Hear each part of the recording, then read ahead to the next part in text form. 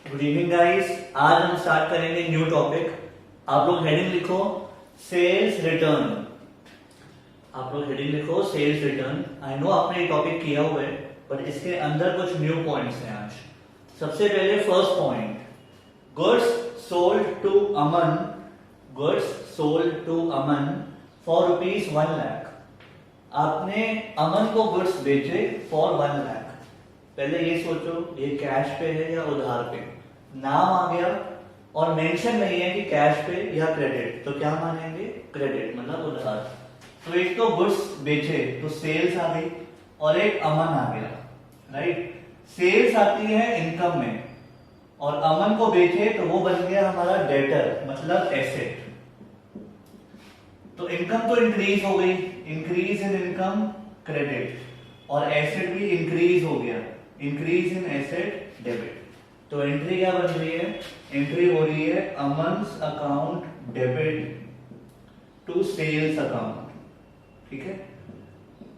अमन हो गया एसेट और ये हो गई इनकम। इस बार मैंने आपको अमाउंट दी है, इस अमाउंट का बहुत ही इंपॉर्टेंट रोल है। एंट्रीज में अमाउंट भी आते हैं, वो आज हम सीखेंगे। तो फिलहाल आप अमाउंट जरूर लिखना, ठीक है। जो 1 लाख की ये फिगर है ये जरूर लिखना। अभी मैं फॉर्मेट भी सिखाऊंगा, फिलहाल आप ऐसे लिख लो, ठीक है। अमन टू सेल्स, ये तो आपको पता ही है, increase in asset, increase in income, बस अमाउंट एक्स्ट्रा लिख लो, ठीक है। आगे second point, goods returned by Aman for 20,000। Aman ने 20,000 के गुड्स वापस कर दिए। जब बेचे थे तो क्या बोलते हैं? सेल्स, और जब वापस आते हैं तो क्या बोलते हैं? Sales return. तो मैंने आपको बताया था एंट्री रिवर्स हो जाती है। अगर सेल्स होती है क्रेडिट तो सेल्स रिटर्न डेबिट, तो एंट्री होगी सेल्स रिटर्न टू अमन, ठीक है। इसका रीजन भी है, बहुत ध्यान से देखना। जब आपने सेल्स की थी तो आपकी इनकम थी, अब 20,000 के गुड्स वापस आ गए तो इनकम कम हो गई। डिक्रीज इन इनकम क्या होता है? डेबिट। और आपने अमन से 1 लाख रुपए लेने थे, अब 20,000 का सामान तो वापस कर दिया, तो आपको कितने पैसे देगा? 80,000। तो बेसिकली डेटर कम हो गया। डिक्रीज इन एसेट क्या होता है? क्रेडिट, ठीक है। दोबारा सुनना, आपने अमन से 1 लाख लेने हैं, वो आपका एसेट है। 20,000 के गुड्स तो वो वापस कर रहा है, तो आपको कितने देगा वो? 80,000। तो बेसिकली डेटर कम हो रहे हैं ना, तो डिक्रीज इन एसेट क्रेडिट, ठीक है। तो बेसिकली यहां देखो, अगर 1 लाख रुपए लेने थे, 20,000 के गुड्स वापस आ गए, तो कितने पैसे लेने हैं? अमाउंट ड्यू कितना है? 80,000। क्लियर? लिख लो।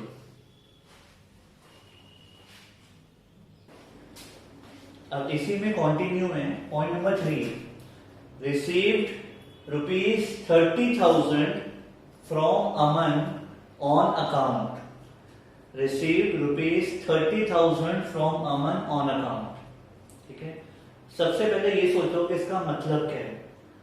30,000 मिले अमन से ऑन अकाउंट। ऑन अकाउंट का मतलब क्या है? काफी स्टूडेंट्स को ये लगता है कि सर अकाउंट में पैसा आया, मतलब बैंक से आया। तो अमन ने 30,000 दिए लेकिन चेक से पेमेंट करी होगी, ठीक है। बट ऐसा नहीं है, गलत है। बहुत ध्यान से सुनना। सबसे पहले तो 1 लाख के गुड्स हमने बेचे थे अमन को, ठीक है। 20,000 के गुड्स वापस आ गए, तो अमाउंट कितना लेना है? 80,000। अमन का ना एक लेजर अकाउंट होता है। मैंने आपको हिंट दिया था कि हर किसी का अपना अपना अकाउंट होता है, तो वैसे अमन का भी अकाउंट होता है। ये हम सीखेंगे नेक्स्ट चैप्टर में। तो होता क्या है, मान लो आपने अमन को 1 लाख के गुड्स बेचे, ठीक है, तो उसकी सारी डिटेल्स उसके अकाउंट में होती है। 20,000 के गुड्स वापस आ गए, तो कितने रह गए? 80,000। अब अमन ने 80,000 देने हैं, तो वो कह रहा है मैं आपको अभी 30,000 दे रहा हूं अपने अकाउंट में से, मतलब जो मेरा बैलेंस है मैं उसमें से 30,000 दे रहा हूं। 80 में से 30 और आ गए, तो अगर 80 में से 30 आ गए तो बाकी कितने रह गए? 50, ठीक है। तो ऑन अकाउंट का मतलब होता है पार्ट पेमेंट या फिर इंस्टॉलमेंट, मतलब जितना अमन के अकाउंट में बैलेंस है उसमें से मैं कुछ अमाउंट दे रहा हूं। तो ऑन अकाउंट का मतलब लिख लो पार्ट पेमेंट या फिर इंस्टॉलमेंट बोलते हैं इसको, ठीक है। ऑन अकाउंट का मतलब ये मत समझना कि चेक से आया, उसके लिए लिखा होता है receive from Aman by cheque लिखा होता है, ठीक है। तो अगर चेक नहीं लिखा ना तो बैंक से मत समझना। ऑन अकाउंट का मतलब होता है अमन के अकाउंट में से इतना पैसा आया, ठीक है। तो इसको आप पार्ट पेमेंट बोल सकते हो, आगे से ध्यान रखना। यहां तक ओके। अब सुनो, अमन ने 30,000 दिए, कैश आया, चेक में लिखा कैश आया, तो एक तो कैश आ गया और एक अमन है, ठीक है। कैश है एसेट, अमन भी है एसेट। कैश आया, इंक्रीज इन एसेट, पैसे आ रहे हैं, तो एंट्री क्या होगी, cash account debit to Aman's account. Reason क्या है ये देखो, कैश आया, इंक्रीज इन एसेट, और जो हमारा डेटर है वो कम हो गया, 30,000 कम हो गया क्योंकि पैसे आ गए ना, तो 30,000 से डेटर कम हो गया, तो एंट्री हो गई cash account to Aman's account, ठीक है। एक बार दोबारा आई रिपीट, अमन को हमने 1 लाख के गुड्स बेचे थे, उसमें से 20 के गुड्स वापस आ गए, ठीक है। कितने रह गए, 80,000। अमन के अकाउंट में 80,000 अभी लेने हैं हमने, तो वो कह रहे हैं मैं आपको अभी 30,000 दे रहा हूं अपने अकाउंट में से। तो अगर 30 आ गए, 80 में से 30 आ गए, तो कितने रह गए, 50। तो हमारा एसेट कम हो गया, डिक्रीज इन एसेट, क्योंकि अब वो रह गया खाली 50, और कैश आ गया, इंक्रीज इन एसेट, ठीक है। ऑन अकाउंट मतलब उसके अकाउंट में से इतना पैसा आया, तो पार्ट पेमेंट बोल सकते हो या इंस्टॉलमेंट बोल सकते हो। अगर बैंक में आएंगे तो बाय चेक लिखा होगा, चेक, क्लियर, लिख लो और इसको मार्क कर लेना, important. Next point, fourth most important, आज की क्लास का सबसे important point, receive from Aman 49,000 in full and final settlement. Received from Aman 49,000 in full and final settlement. ठीक है। अब ये फुल एंड फाइनल सेटलमेंट क्या होते हैं, ये हमने डिस्कस किया हुआ है अकाउंटिंग इक्वेशन में, बट एक बार फिर से डिस्कस करते हैं। पहले ये बताओ अमन से लेने कितने हैं, पेंडिंग कितना है। देखो 80 में से 30 आ गए, अभी ऊपर आ गए थे, तो पेंडिंग है 50, राइट। अमन आया और अमन ने बोला कि सर 49,000 दे रहा हूं, full and final settlement. Full and final settlement मतलब अकाउंट क्लोज, अकाउंट क्लोज, खाता खत्म, इसके बाद मैं दोबारा नहीं आऊंगा, मतलब बार्गेनिंग कर गया। उसने मेरे को 50,000 देने थे, 49 दे गया, बाकी वो कह रहे मैं और नहीं दूंगा, तो 1,000 का बेसिकली डिस्काउंट ले गया मुझसे, राइट। तो वो 1,000 मेरे लिए नुकसान या फायदा, मेरे लिए नुकसान। इसको आप अकाउंटिंग इक्वेशन में कैसे करते थे एक बार डिस्कस करें। Assets is equal to liability plus capital होता था, ठीक है। कैश कितना आया, 49,000। अमन हमारा डेटर है, डेटर में वैसे थे 50,000, ठीक है, बट उसने पैसे दिए 49 इन फुल एंड फाइनल सेटलमेंट, मतलब अकाउंट क्लोज, तो डेटर मेरा खत्म, अकाउंट क्लोज। बाकी आपको याद होगा 1,000 का नुकसान आता था, कहां पे आता था, कैपिटल में से माइनस, याद है। कैश आया 49, अकाउंट पूरा क्लोज, डेटर क्लोज, 1,000 का नुकसान। बट अब हम क्या सीख रहे हैं, जर्नल। यहां पे हर लॉस का अपना अकाउंट होता है, हर नुकसान का, हर फायदे का अपना अकाउंट होता है, अपना नाम होता है। यहां हम कैपिटल से कम नहीं करते, जैसे सैलरी पे करते हैं तो सैलरी का अकाउंट होता है, राइट। तो यहां कैसे होगा, यहां देखना। सबसे पहले देखो कैश कितना आया, 49,000, ठीक है। जो डेटर है अमन, वो तो पूरा क्लोज, अकाउंट क्लोज होने वाला है, ठीक है। बाकी का नुकसान देखेंगे किस नाम से होगा, लेट्स सी। अगर मैं कैश की बात करूं, कैश किस में आते हैं, एसेट, और अमन किस में आते हैं, एसेट, ठीक है। अब बताओ कैश आया तो ये क्या हो गया, increase in asset. Increase in asset क्या होता है, डेबिट, और अमन खत्म हो रहा है, मतलब डेटर खत्म हो रहा है, डिक्रीज इन एसेट क्या होते हैं, क्रेडिट। तो एंट्री क्या हो रही है, cash account debit, cash account debit to Aman's account. बहुत ध्यान से देखना, बहुत इंपॉर्टेंट है। कैश आया, कितना आया? 49,000, ठीक है। अमन मतलब डेटर खत्म, उसका account close, full and final settlement. Aman का अकाउंट पूरा खत्म, कितना? 50,000। दोबारा सुनो, कैश आया 49, ठीक है, कैश आया 49, बट डेटर तो पूरा क्लोज हो गया 50, क्योंकि 1,000 तो बाद में नहीं आने वाला, डेटर पूरा खत्म। 1,000 का नुकसान। लॉसेस क्या होते हैं, डेबिट या क्रेडिट? लॉसेस होते हैं डेबिट, राइट। तो 1,000 का नुकसान आएगा डेबिट में, और उस नुकसान का नाम होता है डिस्काउंट अलाउड, ठीक है। मुझे 50,000 मिलने हैं, वो 49 दे गया, मैंने कहा चल कोई बात नहीं, ठीक है, 1,000 का मैंने डिस्काउंट दे दिया, तो that is called discount allowed. तो डिस्काउंट अलाउड भी होगा डेबिट, कितना? 1,000। और इसका रूल क्या आएगा? इंक्रीज इन एक्सपेंस या फिर लॉस। ये हमारे लिए एक्सपेंस है या लॉस है। अब देखो ध्यान से, कैश आ गया 49 और डिस्काउंट आ गया 1,000, दोनों मिला के डेबिट में कितने हैं? 50,000, और क्रेडिट में भी कितने हैं? 50,000। पॉइंट क्या है? डुअल एस्पेक्ट होता है, डेबिट और क्रेडिट इक्वल होना चाहिए। यहां देखो, डेबिट में 30, क्रेडिट में 30।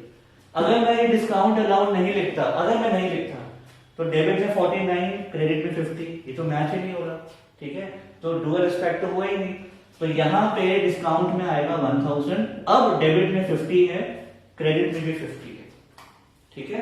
अब लिख लो,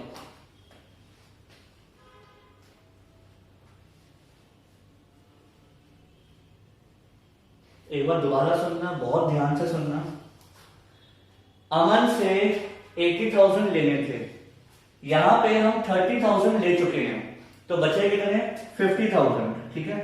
अब अमन कह रहे हैं कि मैं तो बस 49,000 दूंगा इन फुल एंड फाइनल सेटलमेंट, मतलब 1,000 का नुकसान हो रहा है मुझे, क्योंकि मैंने उससे 50 लेने हैं और वो 49,000 दे गया, ठीक है, 1,000 का नुकसान।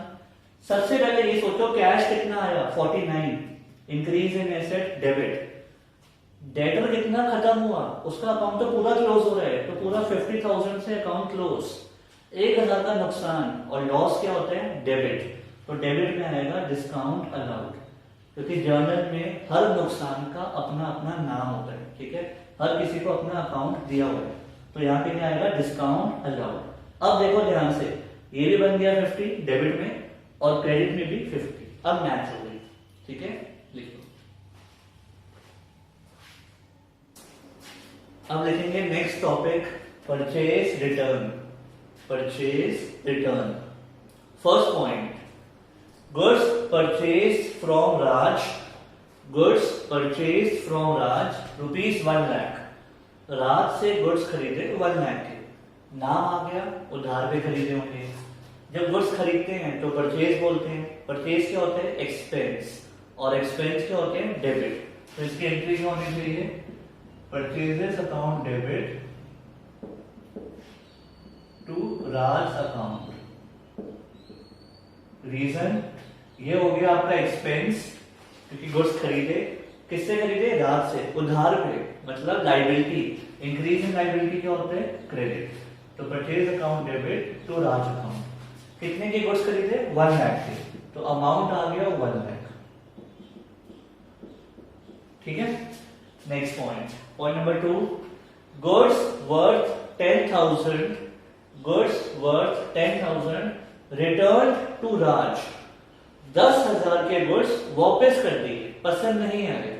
तो जब गुड्स खरीदते हैं उसे बोलते हैं परचेज, जब गुड्स वापस करते हैं उसे क्या बोलते हैं? Purchase return. और वो क्या हो जाएगा? रिवर्स। तो अब एंट्री हो जाएगी Raj account debit, Raj account debit to purchase return, ठीक है। एंट्री तो रिवर्स होगी, ये तो पक्का है, बट मैं आपको रटवाऊंगा नहीं, इसका रीजन भी है।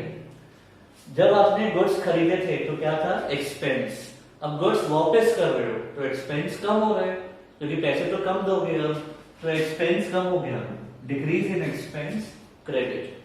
आगे सुनना, आपने राज को 1 लाख रुपए देने थे, ठीक है, लाइबिलिटी थी।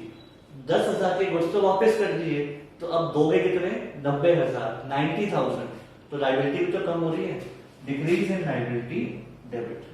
ठीक है, ये देखो आपने राज को 1 लाख रुपए देने थे, 10,000 के गुड्स वापस कर दिए, तो कितने का हिसाब रह गया, 90,000 का, तो लाइबिलिटी कम होगी, right. Third point, paid balance amount to Raj, paid balance amount to Raj, बताया नहीं कितने पैसे पे करे, लिखा हुआ है बैलेंस पे करा। एक बात बताओ, बैलेंस है कितना, 1 लाख में से 10 के गुड्स वापस कर दिए, तो बैलेंस कितना है, 90,000। तो अब वो कह रहे हैं जो बैलेंस अमाउंट था 90,000 वो पे कर दिया, तो बेसिकली कैश गया। ठीक है, तो एंट्री होगी Raj account debit to cash account. मैंने आपको पहले ही बताया था, जब भी कैश आएगा, जब भी कैश बढ़ेगा डेबिट, जब भी कम होगा क्रेडिट। चेक कर लेते हैं, आपने कैश पे करा तो एसेट तो कम हो रहा है, डिक्रीज इन एसेट क्रेडिट। दूसरी बात, जो आपकी लाइबिलिटी है, जो राज है लाइबिलिटी भी तो खत्म कर रहे हो, अगर आप उसको पे कर दोगे तो अपनी लाइबिलिटी खत्म कर रहे हो, डिक्रीज इन लाइबिलिटी डेबिट। ठीक है, लिख लो।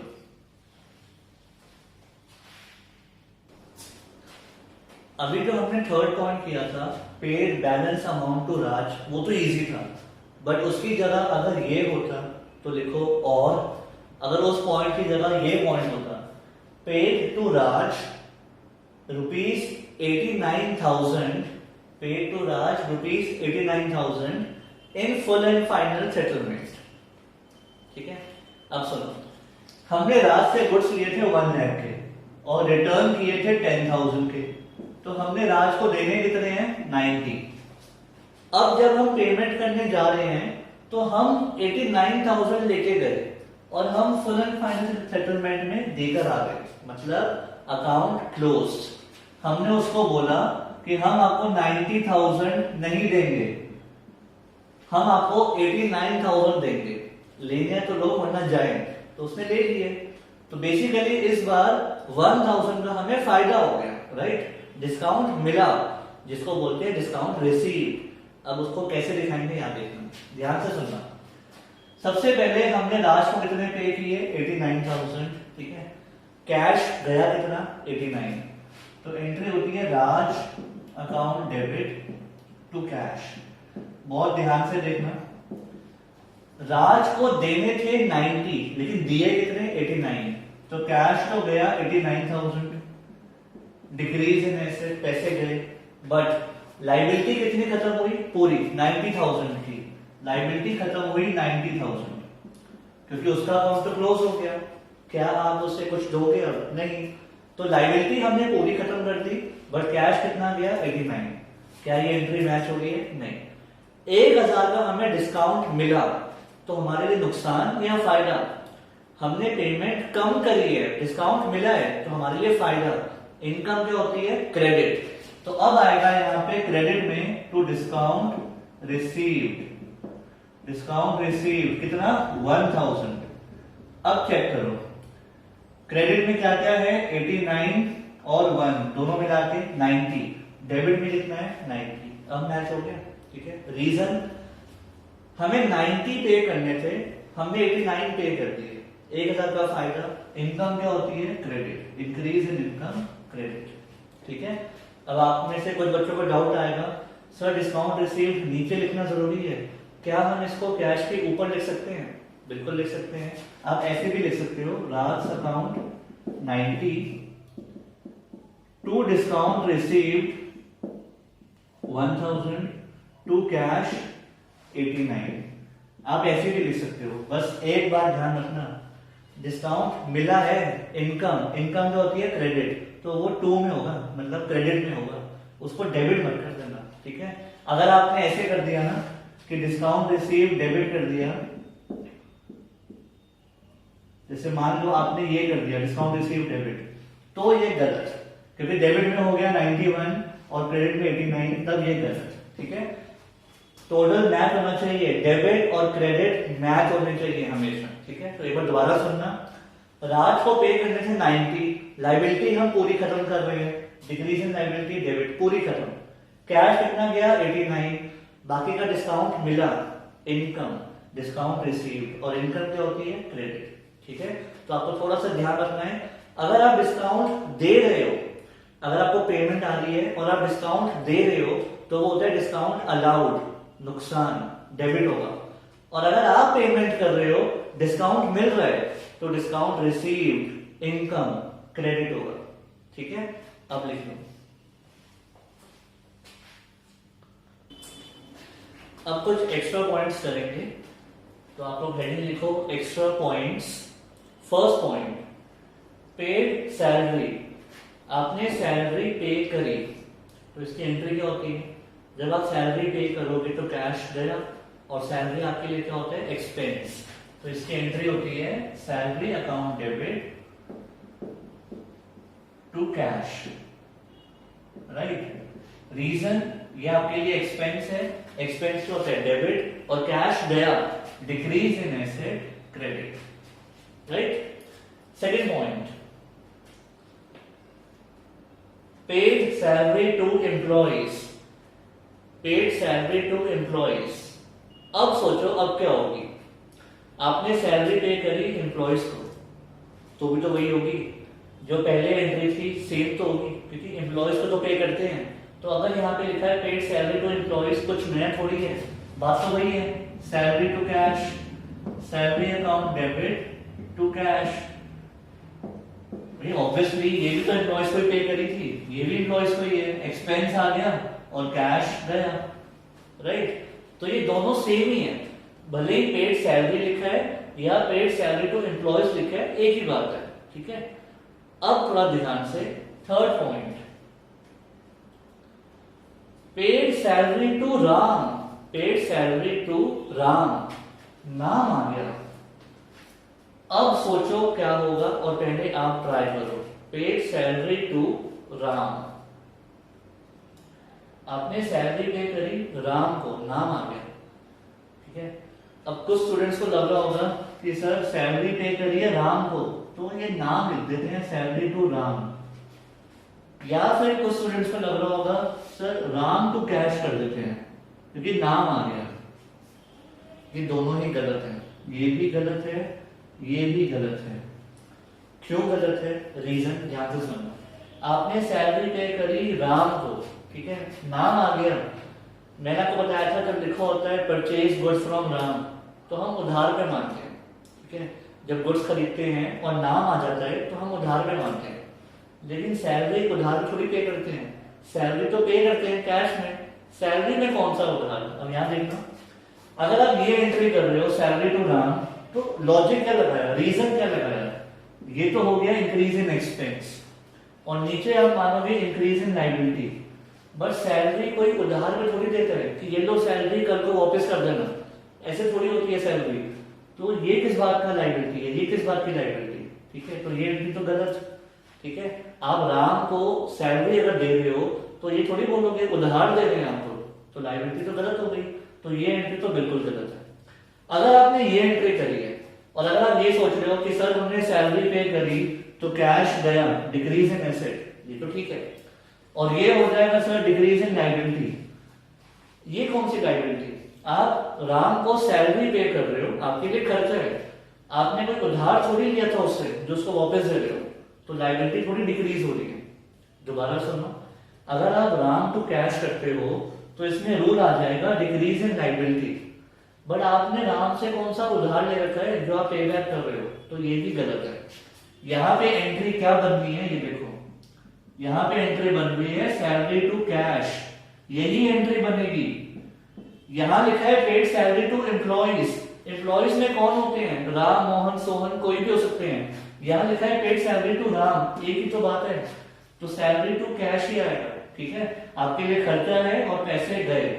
देखो सीधी सी बात है, आपके डैड बिजनेसमैन और वो बोल रहे हैं मैंने सैलरी पे करी सोहन को, मोहन को, तो बेसिकली उनका खर्चा है और कैश गया। ठीक है, कोई उधार थोड़ी लिया है जो राम का अकाउंट खुल जाएगा। समझ पा रहे हो? तो जब खर्चा होता है भले ही नाम आ जाए कोई फर्क नहीं पड़ता, क्योंकि गुड्स उधार पे खरीदे जाते हैं, गुड्स उधार पे बेचे जाते हैं, बट कोई खर्चा उधार पे नहीं होता। अगर आप सैलरी पे कर रहे हो तो इट मीन्स पे कर रहे हो, उसमें कोई उधार नहीं होता। हाँ, सैलरी आउटस्टैंडिंग होती है, वो हम बाद में सीखेंगे। उसमें क्या होता है, हमने पे ही नहीं करी, वो बात की बात है। बट जब आप कोई खर्चा करते हो तो नाम का कोई रोल नहीं है, ठीक है, इससे कंफ्यूज मत होना। नॉर्मल एक्सपेंस है और पैसा गया, दैट्स इट, ठीक है। लिख लो, आप लोग एक नोट लिख लो इसके लिए। इन एक्सपेंसेस पेड, इन एक्सपेंसेस पेड और इनकम रिसीव्ड, और income received, even if name is mentioned, even if name is mentioned, comma, it is still treated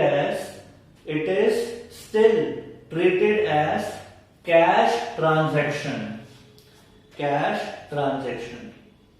I hope इसका मीनिंग समझ रहे होगे। पेड सैलरी टू राम, अगर खर्चों में भले ही नाम भी है तो भी वो नॉर्मल खर्चा ही रहेगा, वो उधार नहीं बन जाएगा, ठीक है। इन एक्सपेंसेस पेड और income received, even if name is mentioned, तो भी वो कैश ट्रांजैक्शन रहेगी, राइट।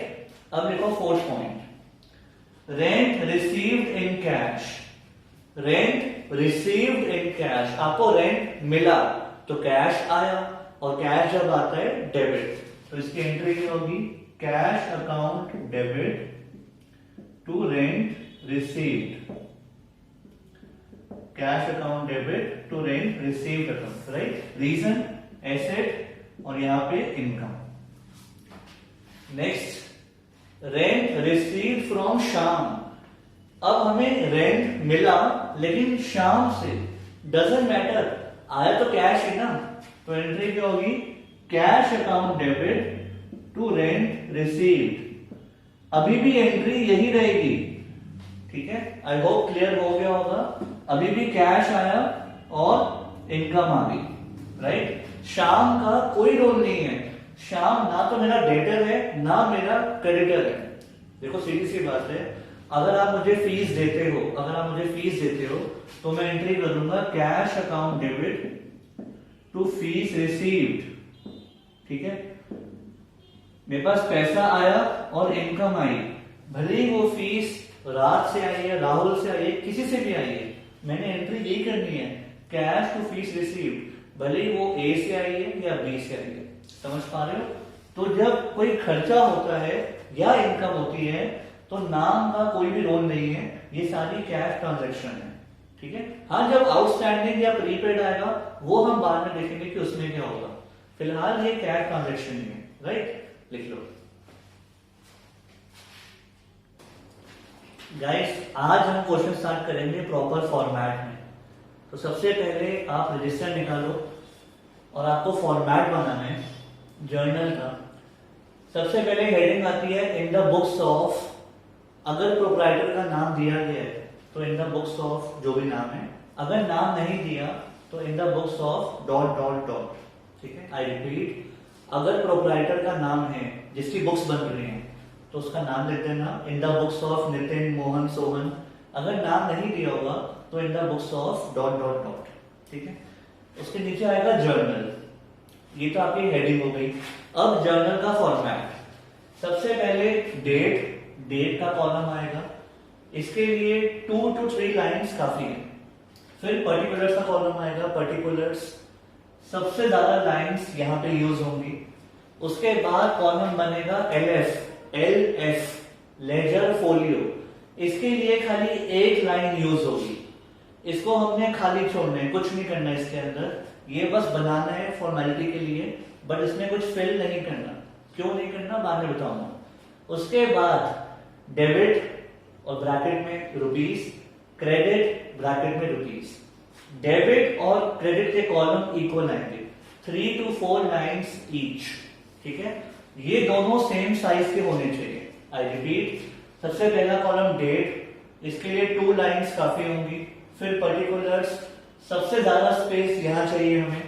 फिर LF 1 लाइन, फिर डेबिट और फिर credit, these both should be equal, ठीक है। 3 to 4 लाइन्स ईच इक्वल होने चाहिए।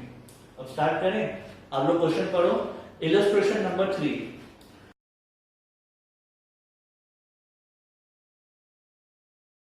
फास्ट जर्नल एंट्रीज, ईयर दिया हुआ है 2020, तो सबसे पहले ईयर लिखना है, इसको एक ही बार लिखना है ऊपर, दैट्स इट। सबसे पहली एंट्री कब की है? अप्रैल 1, तो सबसे पहले डेट आएगी अप्रैल 1। Nitin started business with cash, business start किया। जब बिजनेस स्टार्ट करते हो तो एंट्री क्या होती है? कैश अकाउंट टू कैपिटल, पैसा आ गया, कैपिटल आ गई, तो आप इसकी लिखोगे entry cash account debit, debit थोड़ा सा साइड में, टू कैपिटल अकाउंट। अब आपको कुछ बातें ध्यान रखनी है, वो क्या है सुनो। कैश अकाउंट डेबिट, डेबिट थोड़ा सा स्पेस देके लिखते हैं, ठीक है। टू कैपिटल अकाउंट, टू कैसे लिखते हैं? 2 अल्फाबेट्स के बाद, 2 अल्फाबेट्स के बाद, ठीक है। बिल्कुल साथ में शुरू नहीं करना, थोड़ी सी स्पेस देके। यहां पे क्रेडिट नहीं आता, 2 का मतलब यही होता है क्रेडिट साइड है वो। दूसरी बात, यहां पे आपको रूल्स नहीं लिखने होते। रूल्स मैंने आपको क्यों सिखाए थे? ताकि आप परफेक्ट हो जाओ, बट यहाँ पे रूल्स लिखने नहीं होते, आपको बस एंट्री दिखानी है, cash account to capital account, ठीक है। भले ही आप ट्रेडिशनल से करो या मॉडर्न से करो, एंट्री तो यही आएगी, बट मेरी एडवाइस फिर भी यही है कि मॉडर्न से करना, ठीक है। Cash account to capital account, amount कितना है चेक करो, अमाउंट है 1 लाख, तो डेबिट में भी 1 लाख लिख देना और क्रेडिट में भी 1 लाख लिख देना। इसका मीनिंग क्या होता है कि 1 लाख कैश भी आ गया और 1 लाख कैपिटल भी आ गई। डेबिट एंड क्रेडिट हमेशा इक्वल होने चाहिए, याद रखोगे। अब इसकी नरेशन होती है, जैसे अकाउंटिंग इक्वेशन में आपने ट्रांजैक्शन लिखी थी ना, वैसे इसकी नरेशन होती है। नरेशन कैसे होती है? इसके नीचे लिखेंगे, स्टार्ट होगी बीइंग से, बीइंग, ठीक है, बीइंग से स्टार्ट होगी, उसके बाद आपको नॉर्मल लिखनी है। फॉर एग्जाम्पल इसमें क्वेश्चन में लिखा था स्टार्टेड बिजनेस विद कैश, वही लाइन लिख दो, being business started with cash, ठीक है। इन शॉर्ट आपको इंग्लिश में एक लाइन लिखनी है and that is called narration. यहां पे आपकी इंग्लिश को कोई जज नहीं करेगा, ठीक है, ये इंग्लिश का एग्जाम नहीं है, मार्क्स तो इसी के हैं, और नरेशन बस लिखी होनी चाहिए, ठीक है। इसके अंदर सेंस इंग्लिश की प्रॉपर बन रही है या नहीं बन रही, doesn't matter. Being business started with cash, being business commence with cash, being started business with cash, कुछ भी लिख दो, बस पहले बीइंग लिख देना। और अगर आपके स्कूल टीचर्स कह रहे हैं कि बीइंग की जरूरत नहीं है, नीड नहीं है, तो मत लिखना, ठीक है, क्योंकि न्यू रूल्स के अकॉर्डिंग बीइंग लिखना जरूरी नहीं होता। तो अगर आपके स्कूल टीचर कह रहे हैं लिखो तो लिख लेना, अगर वो बीइंग के लिए मना कर रहे हैं तो मत लिखना, क्लियर। तो ये हो गई आपकी जर्नल एंट्री। इसके बाद एक यहाँ पे ऐसे लाइन लेंगे, राइट। उसके बाद देखो नेक्स्ट एंट्री कब है? नेक्स्ट है अप्रैल 2 को, तो यहाँ पे डेट डालो अप्रैल 2। Purchase office furniture in cash, furniture खरीदा, कैश आया या गया? कैश तो गया, तो इसकी एंट्री होती है furniture account debit to cash account, ठीक है। कितने का लिखा, कितने का लिया? देखो 5000, तो डेबिट में भी 5000, क्रेडिट में भी 5000। बस ये ध्यान रखना, फर्नीचर के बिल्कुल सामने होगा 5000, कैश के बिल्कुल सामने होगा 5000, ठीक है। नरेशन क्या आएगी? Being furniture purchase for cash, जो ऊपर लिखी है ना वही नरेशन लिख देना, ज्यादा कुछ सोचना मत, इतना टाइम नहीं होगा सोचने का, ठीक है। मैं फिर से कुछ बातें रिपीट कर रहा हूं, ध्यान से सुनना। आपको एंट्रीज फॉर्मेट में करनी होती है, रूल्स नहीं लिखने होते, एग्जाम में रूल्स नहीं लिखने, डेट लिखनी है, उसके बाद एंट्री करनी है, डेबिट थोड़ा सा दूर लिखना है, जब यहां पर नीचे लिखोगे 2 तो 2 या 3 अल्फाबेट्स के बाद लिखना है, अकाउंट जरूर लिखना है, अकाउंट जरूर लिखना है, और जो अमाउंट होंगे वो बिल्कुल सामने होंगे, कैश के सामने 1 लाख, कैपिटल के सामने 1 lakh, debit and credit equal होंगे, ठीक है। तो इस तरीके से आपने फॉर्मेट बनाना है, और ये फॉर्मेट स्केल से बनेगा, आपको ऐसे नहीं हाथ से नहीं ड्रॉ करना, ठीक है। अब बाकी के सारे पॉइंट्स आप खुद करोगे, वो आपका होमवर्क। तो अब नेक्स्ट क्लास में हम करेंगे न्यू टॉपिक। C you.